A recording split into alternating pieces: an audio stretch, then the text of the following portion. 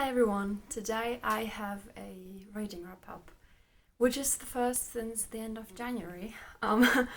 I did not read a lot in February and neither did I in March.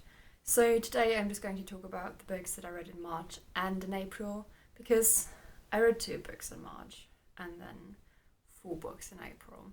So I'm going to try not to talk for too long and let's just get right into it. Now, the first book that I read is actually a play, and I had to read this for a paper that I wrote. And so basically, I took an entire class on Macbeth last semester, and so I read Macbeth.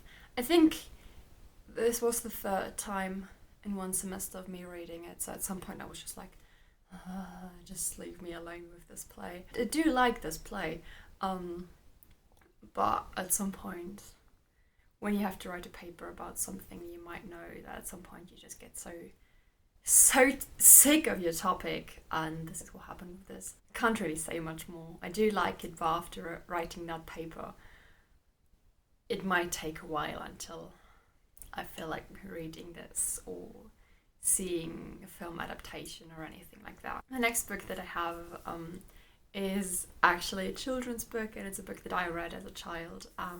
So it's a German book. It's called Oskar und das Geheimnis der verschwundenen Kinder, which means Oscar and the secret of the children who disappeared. So this is about a little boy called Oscar who finds out that his grandfather was able to travel back in time basically.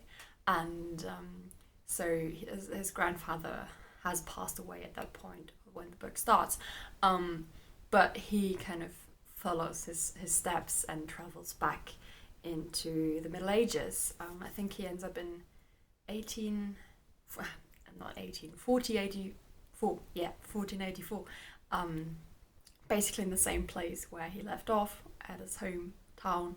And this is basically about how he arrives there and he loses his memory and how he kind of navigates through this medieval town, the people he meets. And there are children that disappear, so it's a bit about that. It's a very short book and the text is huge, so it's really big. But it was nice reading this, especially because when I read it as a child, I felt like this was much longer, much more suspenseful. I did enjoy it, but you could really, you could feel how it was written for a child, which, for example, I don't know if you read the Harry Potter books, which I'm also going to talk about later, also as an adult you enjoy the way it's written. With this one, I could really feel how she wrote this for children, but I did enjoy it because, as I said, I read it as a child and liked it back then. And then the next couple of books are all books that I read in April. So the first book that I finished in April is Sufficient Grace by Amy Espeseth. I got this from the, can't remember the month, February or March moth box. I did an unboxing of that moth box and I will leave the video down below if you're interested. So this book follows a 13-year-old girl called Ruth. That's how good my memory is. So you have Ruth. There's a person in my garden.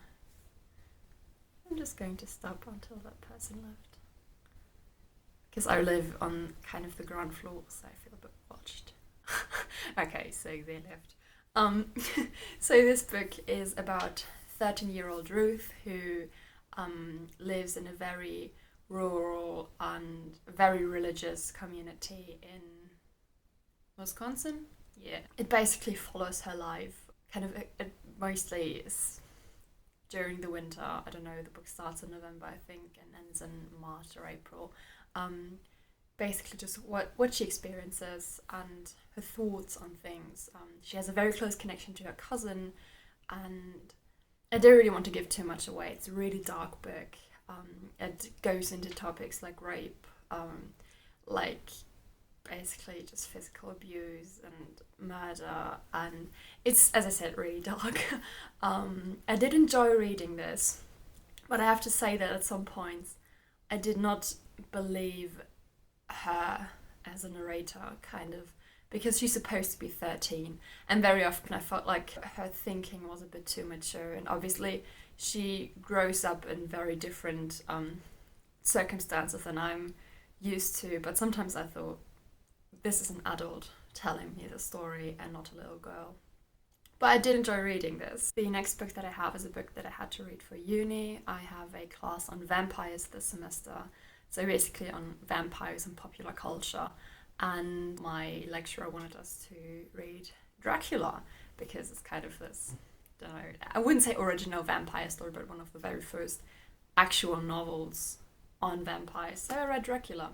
I have to say, like, I did enjoy reading this, particularly the first, 100 pages or something really were fast-paced, they were really good, they were really interesting. After that, it got a bit slow, and then when I was close to the end, when I had like 150 pages left or something, it was so slow, and I just wanted this book to end.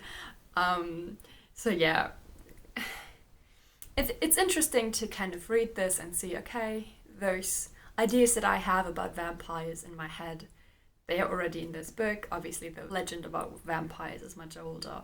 But this was interesting. It's also kind of interesting to see this Victorian culture. We have a lot of technological innovations that apparently, or that I guess were invented around the time this book was written.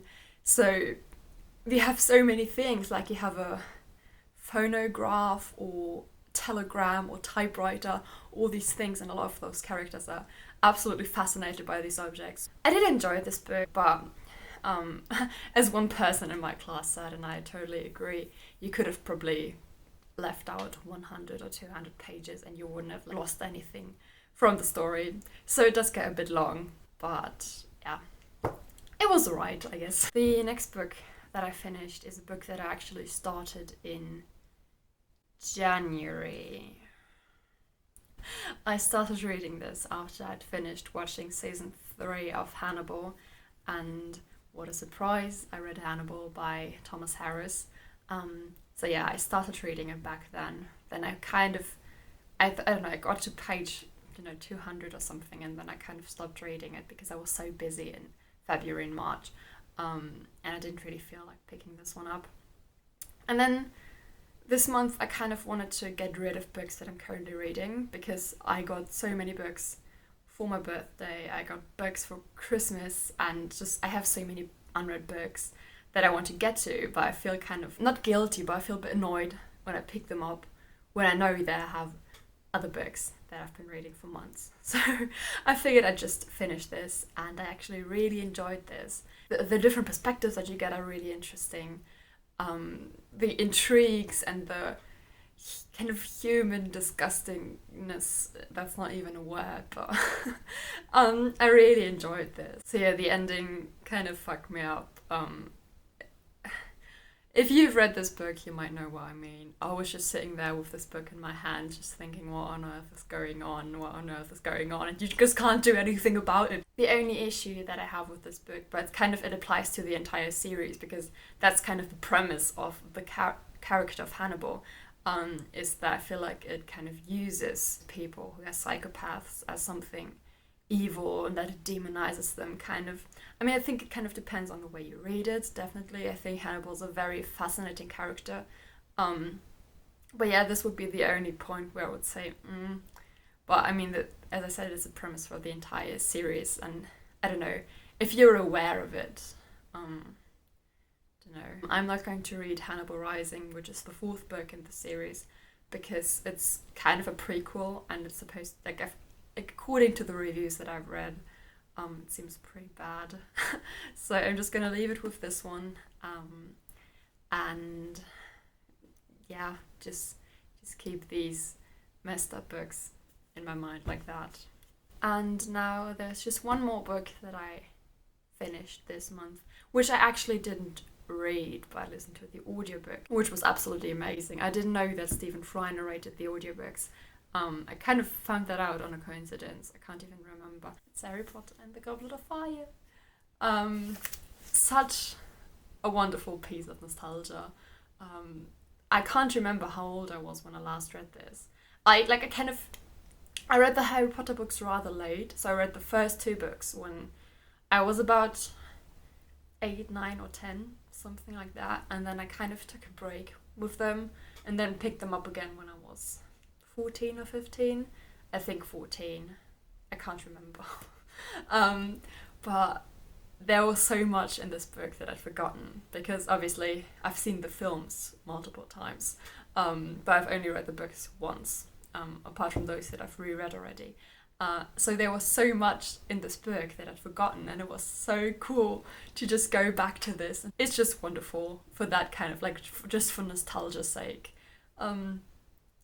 I do have to say that from my, I would say, adult perspective, there are some issues that I am finding with all of her books, and with generally J.K. Rowling as a person. For example, I think today she tweeted that she feels sorry about, or I don't know, about killing Snape. He's an abusive piece of shit. Stop romanticizing him. Maybe. So yeah, I do have some issues with J.K. Rowling. I do have some issues with some parts in these books, but just for a piece of my childhood, I just love them, and no wish for social justice can really take that away from me. So, now those were all the books that I actually finished, and then there's one that I've just decided to DNF because I also started reading that one in January, and I was planning on finishing it because I've only got about 120 pages left. But I read like 2 pages and then I was like, nah. And I'm just watching The English by Kate Fox. So as you can see, I've really only got this bit left, so it's really not a lot. But there's nothing in this book that makes me want to pick it up. There were just so many things in this book that annoyed me. The only reason why I kept on reading this for so long was that we read parts of that in my English class in high school. I think in my last year of high school or something. We read a couple of pages from this book and I thought, oh, that's kind of interesting. That's kind of entertaining. And I wanted to email my former English teacher and be like, hey, I read this book from which we read a couple of chapters a couple of years ago. But I just couldn't do it. It was just so annoying. So I did talk about this in this video because I did almost get to the end. But I'm just going to give this away. So all of these were the books that I finished in the last 2 months, so in March and April. I am really hoping to read a bit more in May again, so that I can be a bit more consistent in my video making. Thank you very much for watching this video. If you've read any of these books, do tell me what you thought of them. Even if you read this book and liked it, do tell me. Maybe you can convince me. I'm not convinced of this book, but maybe you can. Yeah, so if you've read any of the books that I just talked about, tell me your thoughts on them. Even if you disagree, just let's have a little chat in the comments. And I will see you in my next video. Bye!